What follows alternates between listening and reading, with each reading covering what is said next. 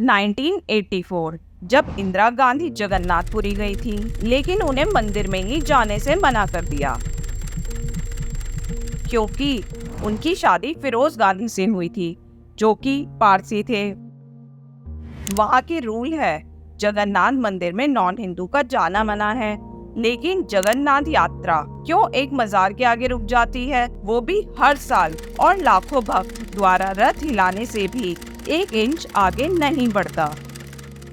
जगन्नाथ मंदिर की हर बात मिस्टीरियस से भरी है, जैसे हर 12 साल में से एक दिन पूरी जगन्नाथपुरी की इलेक्ट्रिसिटी कट कर देते हैं, ताकि जो ब्रह्म पदार्थ है यानी कि श्री कृष्ण का दिल वो दूसरी प्रतिमा में रख सके, और हवा की दूसरी डायरेक्शन में झंडे का लहराना, भगवान जगन्नाथ का 15 दिन बीमार होना, वहाँ का एक भी दाना प्रसाद का ना वेस्ट होना, मंदिर की शैडो ना दिखना, और मंदिर के ऊपर किसी भी पंछी का ना उड़ना कैसे पॉसिबल है। और भी कुछ मिस्टीरियस बातें हैं जो जानने को मिलेंगी इस वीडियो में।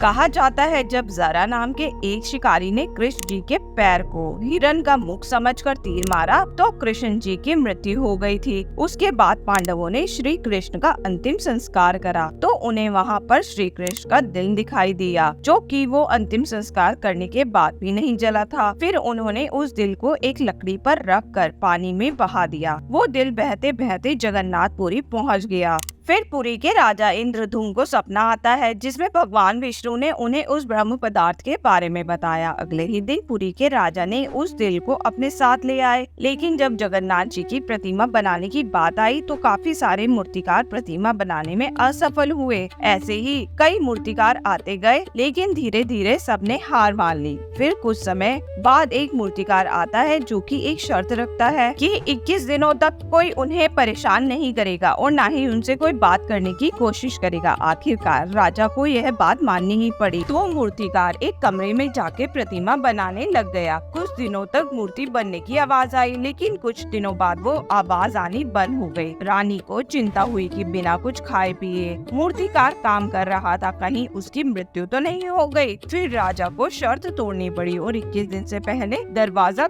खोल दिया गया। फिर उन्होंने देखा कि वहाँ पर कोई मूर्ति बना ही नहीं रहा था, लेकिन वहाँ पर जगन्नाथ जी, सुभद्रा और बालभद्र की मूर्तियाँ रखी हुई थी, और वो मूर्तिकार और कोई नहीं विश्वकर्मा जी थे, जो कि अपना रूप बदल कर आए थे। फिर पुरी के राजा ने जगन्नाथ जी की मंदिर में स्थापना कर दी। जगन्नाथ जी की प्रतिमा बनाने की कहानी जान ली। क्या यह पता है आप सबको कि इस मंदिर पर कुल 18 बार अटैक किया गया? औरंगजेब ने 1692 ईस्वी में आदेश दिया जगन्नाथ मंदिर को तोड़ने के लिए। उस समय खुर्दा राज्य पर दिव्या सिंह देवा का शासन था। औरंगजेब का आदेश मानते हुए इकराम खान ने अपने भाई मसराम खान के साथ मंदिर पर अटैक कर दिया, और वहां के राजा लड़ने में असमर्थ थे और वह राजा एक स्थान पर छुप गए। नवाब खान ने मंदिर पर अटैक करना जारी रखा और यहाँ तक कि वो जगन्नाथ जी के सिंहासन पर भी चढ़ गया। एक के बाद एक भगवान की प्रतिमा को मां भगवती मंदिर में रख दिया गया। फिर 1699 में भगवान जगन्नाथ मंदिर में वापस लौट गए। इसके बाद भी मंदिर पर 17 बार अटैक हुआ है, जिसमें से एक यह स्टोरी थी। लेकिन क्यों भगवान जगन्नाथ 15 दिन के लिए बीमार होते हैं? कहा जाता है कि ज्येष्ठ पूर्णिमा पर भगवान जगन्नाथ जी को स्नान कराया जाता है। उस स्नान के बाद उन्हें आम रस का भी भोग लगाते हैं। लंबे समय तक स्नान करने के कारण भगवान जगन्नाथ 15 दिन के लिए बीमार हो जाते हैं और उन्हें औषधि खिलाई जाती है। फिर 15 दिन के बाद मंदिर के द्वार खोल दिए जाते हैं, जिसके बाद भक्त वापस से भगवान जगन्नाथ की पूजा अर्चना करते हैं। हर रोज जगन्नाथ मंदिर में प्रसाद बनाया जाता है, और प्रसाद बनाने की वहाँ की परंपरा है कि 7 हांडियों में प्रसाद एक के ऊपर एक रखकर बनाना होता है। अब साइंस या लॉजिक के मुताबिक सबसे नीचे वाले प्रसाद पहले पकना चाहिए, लेकिन होता यूँ है कि सबसे पहले सबसे ऊपर वाला प्रसाद बनकर तैयार होता है, फिर उससे नीचे वाला, ऐसे करते करते सबसे एंड में सबसे नीचे वाला प्रसाद बनता है। पर मंदिर में चाहे कितने भी भगत आ जाए, मंदिर में प्रसाद कभी भी कम नहीं पड़ता और न ही कभी वेस्ट होता और भी ऐसी ही कई मिस्टीरियस बातें हैं जो आज तक साइंस भी प्रूव नहीं कर पाया है, जैसे कि मंदिर की ध्वज का हवा की उल्टी डायरेक्शन में लहराना। होता यूँ है कि जिस साइड हवा होती है उसी साइड झंडा लहराना चाहिए, लेकिन जगन्नाथ मंदिर में ठीक इसका उल्टा होता है। मंदिर का ध्वज हवा की उल्टी डायरेक्शन में लहराता है और मंदिर की एक परंपरा है कि हर रोज मंदिर का ध्वज बदला जाता है। अगर मंदिर का ध्वज एक भी दिन नहीं बदला जाएगा तो 18 साल के लिए मंदिर के द्वार बंद करने पड़ेंगे। और भी काफी ऐसी बातें हैं जिसका साइंस अभी तक पता नहीं लगा पाया है, जैसे कि मंदिर के ऊपर एक भी चिड़िया या किसी पंछी का ना उड़ना। सालबेग नाम का एक भगत है जो कि मुस्लिम था।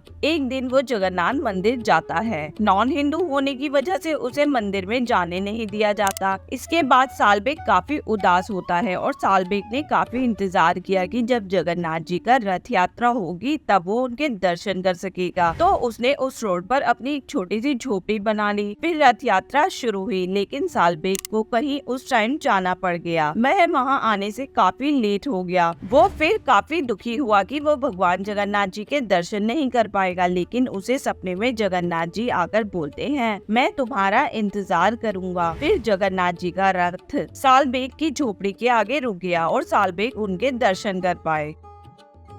और भी काफी सारे चमत्कार हैं जो कि इस वीडियो में बताना पॉसिबल नहीं है। अगर आप इस वीडियो का सेकेंड पार्ट चाहते हो तो कमेंट करके बताइए और चैनल को सब्सक्राइब करना ना भूलें और कमेंट में जय जगन्नाथ जरूर लिखें। जय जगन्नाथ।